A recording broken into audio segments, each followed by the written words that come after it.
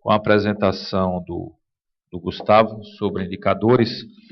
E enquanto o Gustavo vem para cá, eu não sei a percepção de vocês, mas da mesma forma, em relação ao eixo temático de observação, eu consigo enxergar aqui um potencial grande, né, um desenvolvimento de resultados significativos, que eu acho que o CST tem que ver de alguma maneira como externar isso, além dos artigos científicos, né, para a sociedade.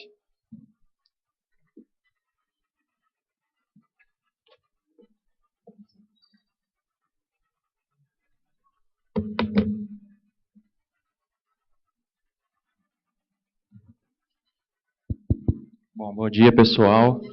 Minha apresentação vai ser meio que telefone sem fio também, né? Foi uma coletânea de todo mundo que passou para mim, né? E vou ter esse desafio aí de tentar passar da melhor forma possível, mas também me planejei a questão do tempo aí, então a apresentação foi calcada na questão um pouco do tempo também. Então, vou falar sobre indicadores no CST. Primeira parte, eu vou falar um pouco de questão um pouco conceitual, né? O que é um indicador, né? A gente fala tanto desse indicador, o que é um dado estatístico, o que é isso? São variáveis, né? Então, ele vem dessa palavra etimológica do latim, né? Que significa descobrir, apontar, anunciar, né? E, primeiramente, o indicador, né, ela tem uma definição, né, e justamente é comunicar essas informações mais significativas de um fenômeno particular. Só que a gente tem que tentar relacionar sempre com o ponto de referência, né? Existem normas, existem padrões, existem, às vezes, metas e objetivos. Então, a gente normaliza esses dados de informação crucial em algum padrão. Por exemplo, uma resolução CONAMA, por exemplo. E a gente apresenta, por exemplo, se a gente pensar no painel de carro, é isso que ele vai dizer para a gente. Então, tem um painel lá, eu quero saber as melhores informações que eu preciso chegar até tal ponto, né? Também tem outro tipo de definição que esse autor Chevalier aponta que, na verdade, quando a gente não consegue obter aquela variável em si, então a gente consegue outro tipo de variável que infere essa variável que a gente está querendo. Então, a gente pode relacionar muito bem a questão do sintoma, né? Então, o médico vai lá, antes de ele fazer um exame de sangue em você, ele vai, quer dizer, em tese, deveria te analisar, né? Perguntar o que você tem e tudo mais, e ver esse sintoma. Então, esse sintoma ele vai indicar o que você poderia ter, né? Isso serve, por exemplo, para a questão de fogo, uma série de coisas que vocês trabalham aqui. Quando você não obtém o dado principal, digamos assim, você pode ter relações com outras variáveis, e interpreta-se como indicadores também. Aqui um exemplo, por exemplo, então você tem um dado, né, nível de poluição por hora, por exemplo. Você tem estatística, então a média dos níveis de poluição em determinado período, horas do dia, dias da semana, semanas dos meses do ano. E, na verdade, o indicador ele vai extrair uma componente que vai me dizer o que eu quero mostrar, na verdade. Se eu quero mostrar um risco, como a Laura falou, se eu quero mostrar, sei lá, uma vulnerabilidade. Então, eu vou interpretar aquele dado estatístico para o que eu quero. Então, nesse caso aqui, é uma coisa de risco. Número de dias no ano em que a máxima concentração de poluentes excedeu os padrões primários. Então, eu vou extrair daqueles dados estatísticos o que mais ressalta para comunicar essa informação. E a gente também fala de índice, né? O índice, na verdade, mais é uma aglutinação de vários indicadores, né? Então, a gente fala assim, índice. Né? Nada mais é isso. E eu falo em comunicação, né? Então, aqui, mais ou menos um esqueminha, né? A gente tem, por exemplo, dados brutos, que geralmente tem uma interface com técnicos e científicos. Aí você pode tratar esses dados e possivelmente listar os indicadores, que aí, justamente, o indicadores é muito importante, que ele tem essa interface entre o pessoal técnico e científico com os tomadores de decisão. Né? Então, os indicadores também servem muito para isso. Né? Então, para a questão de comunicação, que a gente está falando tanto aqui, os indicadores são primordiais, porque ele consegue alcançar, pelo menos essa ideia de alcançar a sociedade, né? E aí você chega até índice, por exemplo, o índice e o IDH. O IDH, então, nas escolas o pessoal trabalha muito e tudo mais, então chega-se até o índice, né? E aí fica mais abrangente ainda. Bom, isso aqui é só para nivelar, né? Eu realmente tinha até para mim, eu tinha dúvidas também em relação a isso, por isso que eu achei interessante expor um pouco isso. Bom, e esses indicadores, né? Aquela questão do pressão, estado e resposta, né? Também você consegue, é útil também para essa análise de pressão, estado e resposta, tá? Como é que tá? Bom, do que o pessoal que me enviou, né, foram identificados esses temas, né, índice de tempo de vida do solo, índice de vulnerabilidade social, indicadores de suscetibilidade e vulnerabilidade à degradação e à desertificação, índice de sustentabilidade, 2 estudos de caso, índice de suscetibilidade e vulnerabilidade de escorregamento de terras, índice de avaliação de políticas públicas de educação ambiental, indicadores que alertariam a perda de serviços ecossistêmicos na Amazônia. Bom, essa daqui é um pouco que a Laura apresentou, né? Então, assim, às vezes vai ter uma aderência aí com o que a Laura apresentou. No caso aqui, esse índice, como ela falou, né, que o Tadeu é um trabalho do Tadeu, a questão da formulação de suscetibilidade, que é uma média geométrica, né, de vários subindicadores, acredito ser. Ele vai trabalhar com declividade, pedologia, litologia, uso e cobertura do solo, as variáveis de curvatura vertical e horizontal. Então ele gera um mapa de suscetibilidade, né, como vocês veem lá no bacia do Rio Bengalas em Nova Friburgo, e ele tem os dados de escorregamento, né. Então esse é um mapa de suscetibilidade que é aliado a componente de ingrediente climático aí, né, como a Laura falou. Esse ingrediente climático ele vai criar das áreas de suscetibilidade as áreas de vulnerabilidade. No caso, uma vulnerabilidade ambiental aí, porque é um ingrediente climático. Então, aqueles indicadores de pico de precipitação, massa de precipitação acumulada, enfim, no caso aqui ele vai atuar, o ingrediente aí climático, ele vai atuar como um fator de vulnerabilidade para essas áreas de suscetibilidade já pré-existentes de fato, né? Então, aqui as maiores ocorrências, né, ele fez um histograma, e nesse estudo ele mostrou que realmente, em relação a estudos anteriores, teve uma maior aderência. Então, esse índice, onde teve maior índice de vulnerabilidade, teve índices maiores que os anteriores já estudados, certo? Esse daqui da Angélica me informou, é o índice de tempo de vida do solo, o ITVS, né? Trabalhos aí junto com a Graziella. Então, o ITVS é uma ferramenta com potencial diagnóstico que indica o tempo de vida dos solos, né? Então, quanto tempo, dadas as circunstâncias, dados o manejo atual, qual a perspectiva dessa vida do solo, certo? Então, o tempo remanescente em anos, tendo em vista com base na diminuição da altura do perfil em centímetros, para diferentes condições biofísicas de manejo.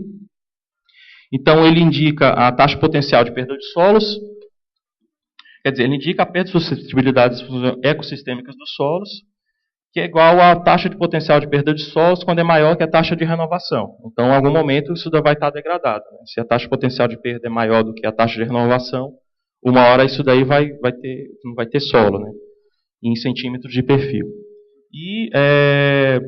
E aí, esse índice, né, ele pode indicar, olha, eu preciso, essa recuperação é irreversível, ou pode indicar áreas onde há maior necessidade prática de conservação. Então, aí o tomador de decisão ele vai verificar onde que é possível tomar recuperação de áreas degradadas, onde já é reversível, etc. Então, aqui, esse mapa aqui foi um estudo para o estado de São Paulo, né? Então, aqui, as áreas...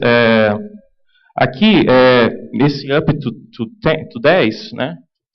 Na verdade, são 10 anos, certo? E o 2% significa 2% da área total de São Paulo. Então, as áreas em vermelho, nos primeiros 25 centímetros, essas áreas têm até 10 anos para ter uma remoção de solo. É isso, Angélica? E compreende 2% do estado de São Paulo, né? Aqui, então aqui o verdinho ele vai até 500 anos, né? E compreende 29, quase 30% do estado de São Paulo. Tá? Então isso daqui é super importante para a gente, até para possíveis zoneamentos, etc. Aqui tem o Vale do Paraíba, né? Então a gente está por aqui. Bom, enfim, isso é um estudo que a Angélica aí pode dar mais detalhes para vocês. Aqui as publicações da Graziela e Angélica. E aqui o trabalho da Rita, né, que foi enviado, o pessoal do SAP, né, mais focado no semiárido, né, é o índice de área ambientalmente sensível à degradação / desertificação, que é a metodologia do Médalos, né, é um índice composto de outros subíndices, que é também uma média geométrica, e ele é calcado em um índice de qualidade física do terreno, índice de qualidade climática, índice de qualidade de manejo e índice de qualidade social. Então você gera o ESAI, que é o índice de área ambientalmente sensível à degradação e desertificação. Está na tese da Rita e no site do SAP. Outros índices que estão sendo formulados, né, índice de vulnerabilidade de produção e degradação. Esse índice ele é calcado na exposição do sistema às pressões ambientais. Então, por exemplo, o índice de aridez, que é importante para o semiárido, né? Questão toda a parte biofísica, de morfologia, a sensibilidade do sistema, que por sua vez é a população, né? Como é essa população, idade, sexo, distribuição da população, taxa de crescimento, e a capacidade adaptativa, né? Ou seja, que medidas existem para que isso seja solucionado ou não. Então, IDHM, regime de posse, fundiárias, atividades econômicas, né? E aí você gera a suscetibilidade e vulnerabilidade. Vulnerabilidade da população de degradação, desculpa. E o índice de pobreza hídrica, que ele também é uma composição de outros índices, disponibilidade de água, no caso, né, número de poços, informações relacionadas a vazões de leitos e rios, a questão do acesso, ou seja, domicílios com banheira, água encanada, abastecimento de água e gosto inadequado, a capacidade, né, no caso o índice de Gini, IDHM, mortalidade infantil, percentual de crianças de 6 a 14 anos que não frequentam a escola por município, a capacidade da população nesse caso, e o ambiente com os agentes biofísicos. Então você gera também o índice de pobreza hídrica. Aqui o trabalho do Lincoln, aqui em Campos do Jordão, o município de Campos do Jordão, né? Então aquela ideia dos eventos extremos, também um pouco com a questão do Tadeu lá, só que ele vai ver uma questão mais das áreas sociais aqui. Descorreamento, isso, eventos extremos. Então esse índice que foi gerado, basicamente ele usou uma média, né, aritmética de indicadores ambientais, sociais, econômicos e indicadores humanos, e a média gerou um índice de vulnerabilidade socioambiental. Nesse caso aqui, o número mais alto nesse gráfico aqui, né, o número 1 significa as áreas mais vulneráveis, certo? E o 0 seria as áreas menos vulneráveis, nesse caso aqui. Então, o fator humano, né, ou seja, a dimensão humana, que seria determinante na composição desse índice de vulnerabilidade socioambiental, nesse caso desse estudo de Campos do Jordão. Índice humano se referia mais à questão de escolaridade, né, esse tipo de coisa. Ele também gerou um índice global de Moran, então ele identificou as áreas com mais alta correlação, seriam essas áreas de verde e as áreas em roxo ali, e isso daqui ele fez um trabalho para o setor censitário, né? Então ele clicando em alguns setores com mais alta correlação, ele viu que nessas áreas realmente existe uma segregação, né? E essa segregação ela tem uma aderência com o fator social, né? Então as áreas, ou seja, tem uma segregação social. Então ele, além de ver a questão como se diz, da vulnerabilidade, ele verificou aonde que está localizado e por que elas estão localizadas naquela região, pelo fator social. Aqui um trabalho do Celso, que ele parte mais de uma hipótese aí de trabalho, que ele está verificando, indicadores que alertariam a perda de serviços ecossistêmicos na Amazônia, né?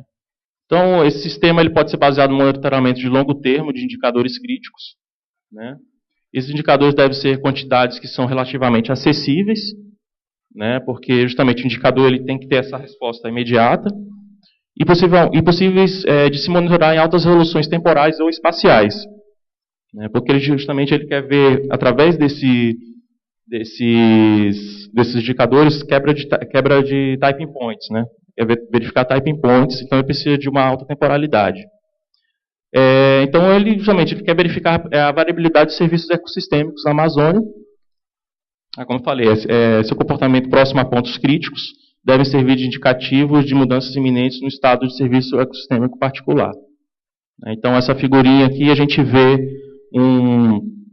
aquela questão da esterese, né? Então, tem um sistema indo para outro sistema, onde depois ele não é possível mais retornar. Então, isso é a ideia do indicador para ver isso, né? Isso é bem interessante. E as possíveis variáveis que gerariam os indicadores, está aqui citada, né, uma série de fatores aí, mais biofísicos aí, serviços ecossistêmicos. Aqui é um trabalho que eu e o Evandro a gente está desenvolvendo, um estudo piloto aqui eu e mais gente, né, aqui na região do Vale do Paraíba, então a gente resolveu escolher essa área aqui, porque de repente a gente pode bater na porta lá do DAE, ou etc., ir lá na Secretaria do Meio Ambiente pegar algum dado, que isso daí tratando principalmente de município, quando você vai abaixando a escala, cada vez fica pior, assim, em termos de dado.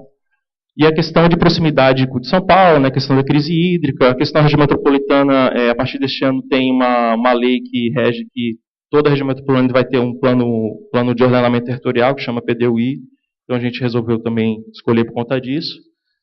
Enfim, a gente desenvolveu aqui uma metodologia, com alguma metodologia basada, né, já.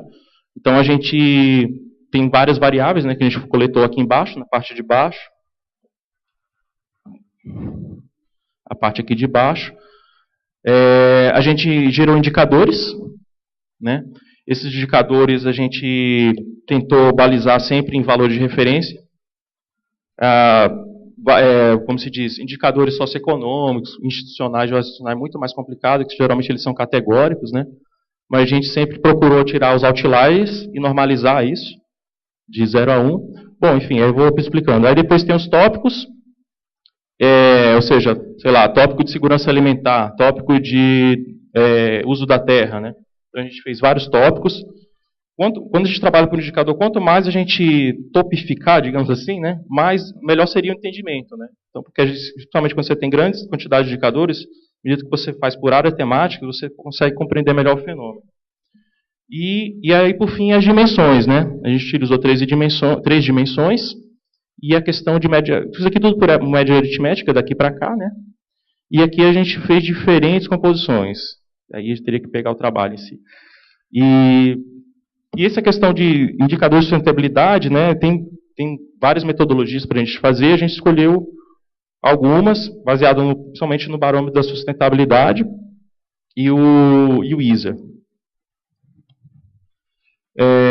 Bom, as tipologias de variáveis e indicadores, tem várias, né, como eu falei, variável categórica, sem histórico de dados, relações entre 2 ou mais variáveis numéricas sem histórico de dados, uma variável numérica sem histórico de dados, uma variável numérica com histórico de dados.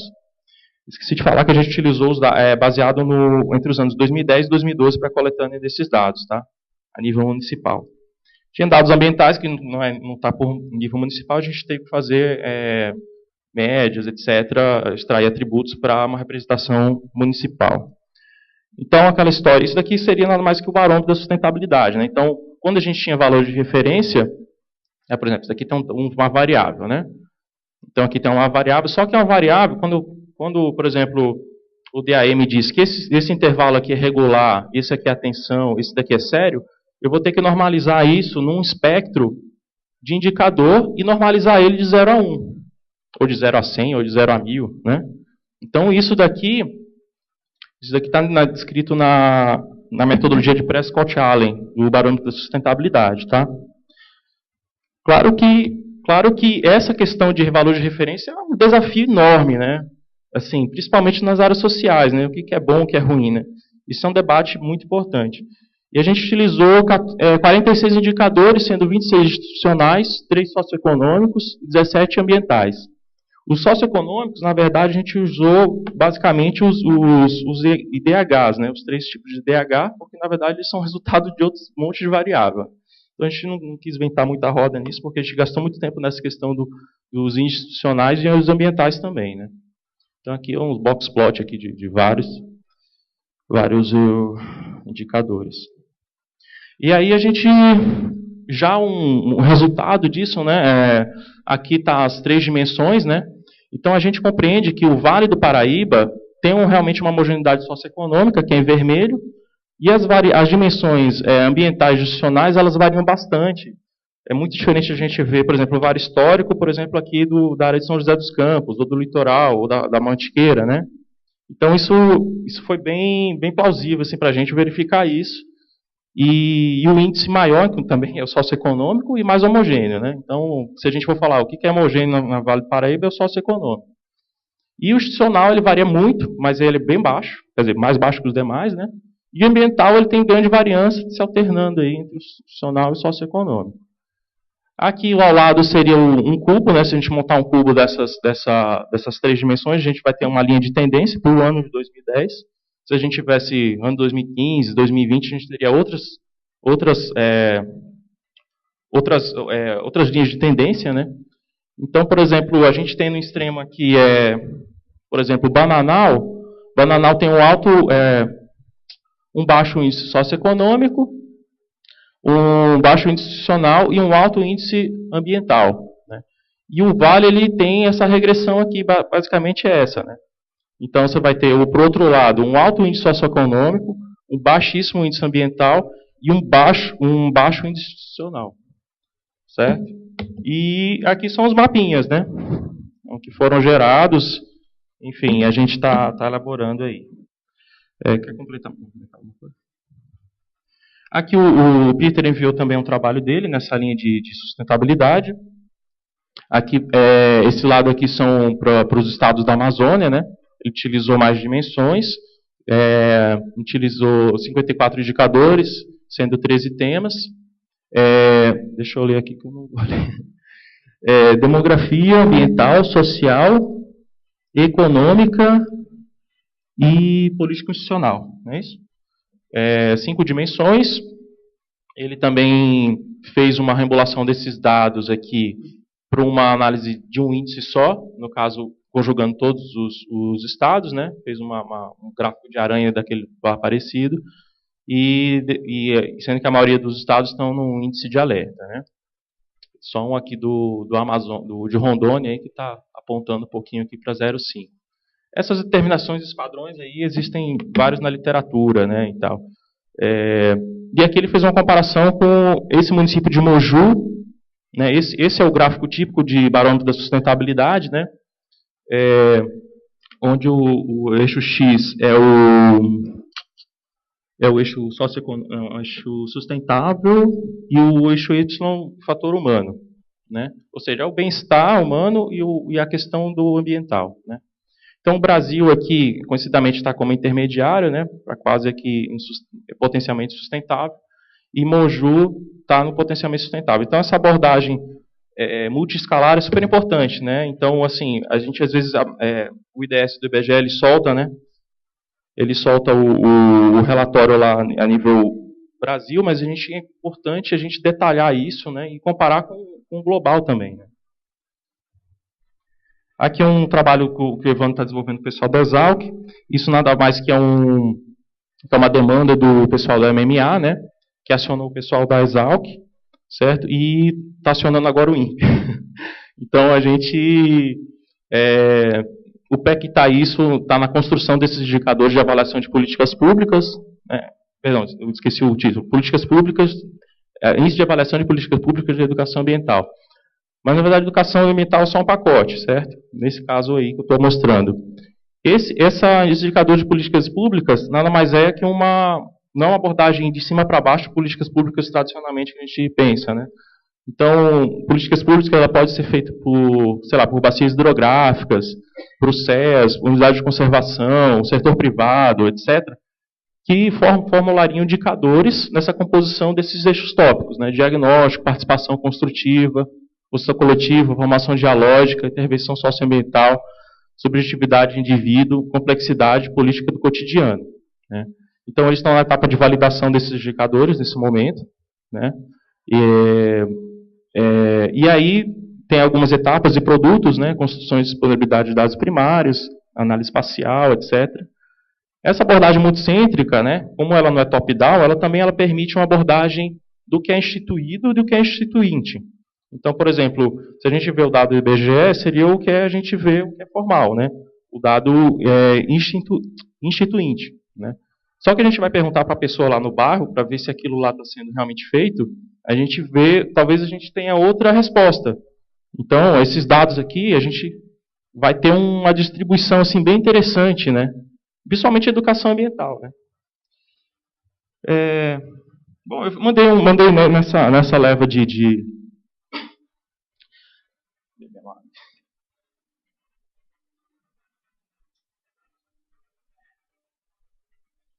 nessa live que vocês mandaram de apresentações,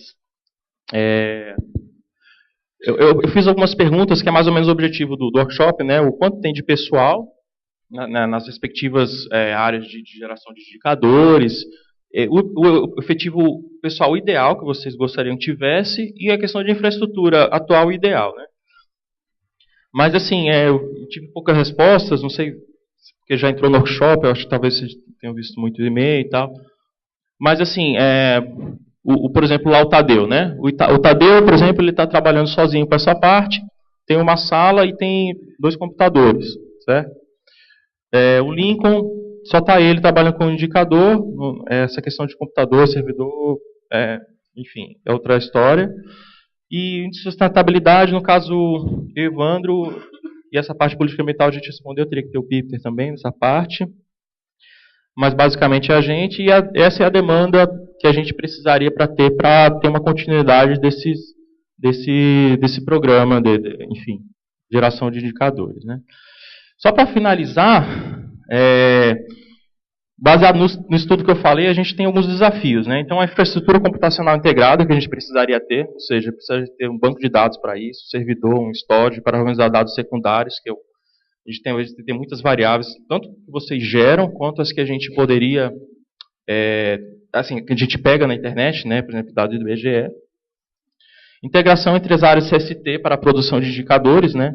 Então, a gente viu muitos trabalhos com aderência aqui, né, trabalhos que a Laura falou, estou falando aqui, trabalhos que a gente poderia fazer de forma mais compartilhada, né? De repente, tem um fórum, uma câmara técnica no observatório para essa área, sendo que é uma área que potencial para a comunicação com a comunidade, né? Comunidade que eu digo sociedade. Parceria com outras instituições de pesquisa, produtores de dados de interesse, por exemplo, a Exalc, né? Por exemplo, a gente foi no IBGE, então o IBGE tem produção da Munic, que é uma questão científica, uma pesquisa científica que ela recebe demanda de outros ministérios, né? Só que a gente foi lá, né, Evandro? Eles precisam de muito dinheiro só para preencher, só colocar alguns questionários, mas assim, para termos assim, de a gente conseguir alguns indicadores, ou até ter valores de referência, né? Então a gente, enfim, é uma questão de parcerias e dinheiro também, nesse caso. E essa questão de identificação e definição e validação de valores de referência, como eu falei, a gente pode pegar uma variável e normalizar ela, mas o ideal é que a gente tivesse valores de referência, né? Isso é bom, isso é ruim e tal. Então, isso a gente consegue. Tem a resolução econômica, isso a área ambiental é mais fácil de conseguir, mas as questões socioambientais é muito mais subjetivo e é um esforço que exige isso. E agora tem os ODS, né, os Objetivos de Desenvolvimento Sustentável da ONU, né, para 2030, que o IBGE que está fomentando isso, e ele, por exemplo, tem vários tiers, né, categorias de indicadores, né. O Tier 1 é quando você tem metodologia embasada e regularidade dos dados. Isso falta muito no Brasil. Menos de 50% dos dados, a gente vai pegar padrões feitos da Europa e tudo, e eles vão compilar metodologias, né. Então, eu acho que o CST ele tem um potencial para estar amparando algumas áreas do Brasil com esse Tier 1 para o Objetivo de Desenvolvimento Sustentável da ONU, 2030. É isso, pessoal. Obrigado aí. Obrigado, Gustavo. Dá uma parada agora para respirar e tomar um café. E daqui a 10 minutos, 10h40, nós retornamos com a apresentação do Peter sobre diagnósticos e análise diversas sobre problemas ambientais e sustentabilidade.